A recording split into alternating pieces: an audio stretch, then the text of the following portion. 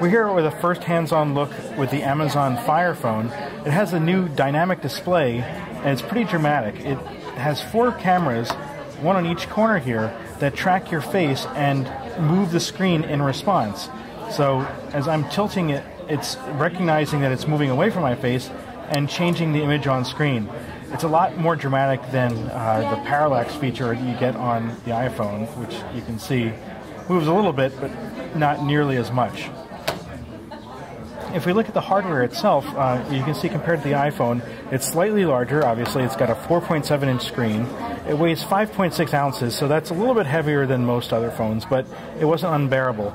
We also like, though, that you can reach across the entire display with your hand, so that's, makes it very easy to carry with one hand. Looking on the bottom here, there's the speakers as well as a micro USB port, a little slot for the micro SIM card, as well as the camera button. This is also used for the Firefly app, and then the volume controls.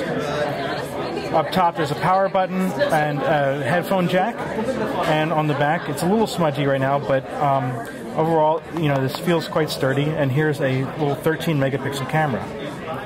Now if we go into the UI itself, as you can see, we have the apps on the top here. And as you scroll through them, some of them are optimized so that you can actually have a quick view of something that's being used for that app itself. So for example, in the camera, you get a quick view of the images you just shot. And if you go over to the browser, you'll see some recent websites that you've went to. And with the maps, it'll show you recent places you visited. Now, if you go into, say, the Maps app, it'll take a second here. Now this is also where they integrate their new dynamic display. So we'll zoom in on, say, the Empire State Building, and as you tilt it, it changes the view of it, which is really helpful, especially if you're navigating through unfamiliar landmarks. So pressing the button at the bottom gets you back to that screen. We like it in the email, for example. You can see most recent emails. Now another part of this UI is that you can swipe in from this side to get some, let's say, notifications and like that, or the other side, and you can get access to a lot of your content. And or you can simply just twist the phone like that. Well, actually, that was another view. If you twist it like that, let's see, there we go. So little gestures like this make it easier to use the phone without having to actually touch the screen.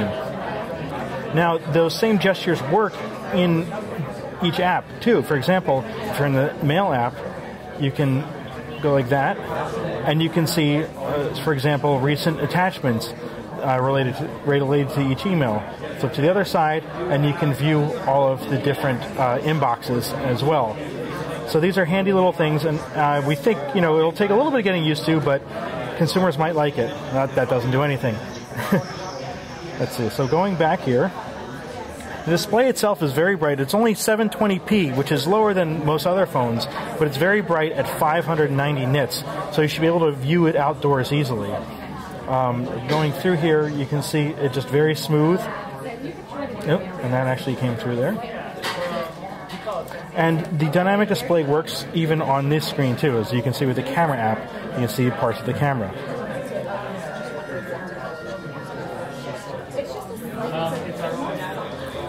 One of the newest features with Amazon's Fire Phone is its Firefly feature, which lets you basically take a picture of almost anything and it will identify it for you. So if we start it up here, we'll take a picture of the crackers there.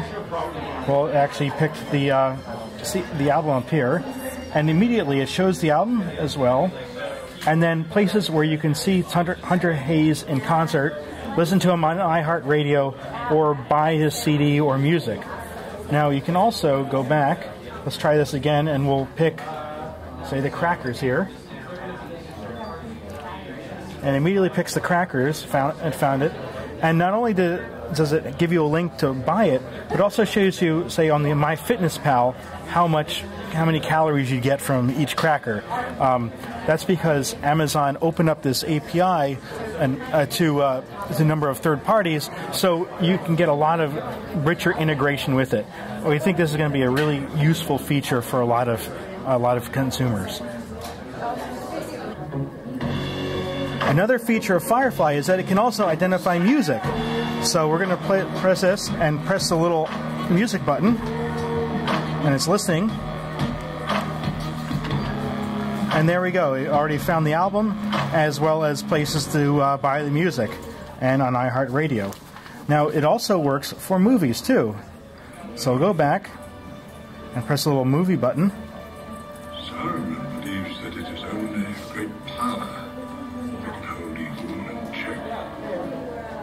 But that is not what I have found. And there we go. It's got The Hobbit, and it pulls up the IMDb images and information, as well as trivia. It's really interesting. I mean, that this is quite a powerful little app. And as you can see, there's already things for Flickster on here, and there's the video store as well. And this, additionally, Firefly works for anything you can really take a picture of, be it a photo or say a piece of artwork, or even a phone number you see on a sign.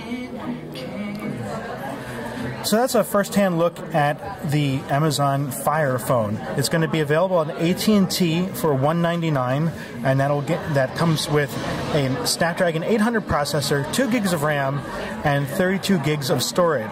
There will be a 64 gig version as well. It's going to cost $100 extra.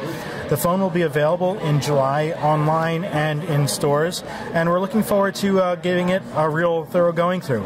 Until then, this is Mike Prospero for Laptop Magazine.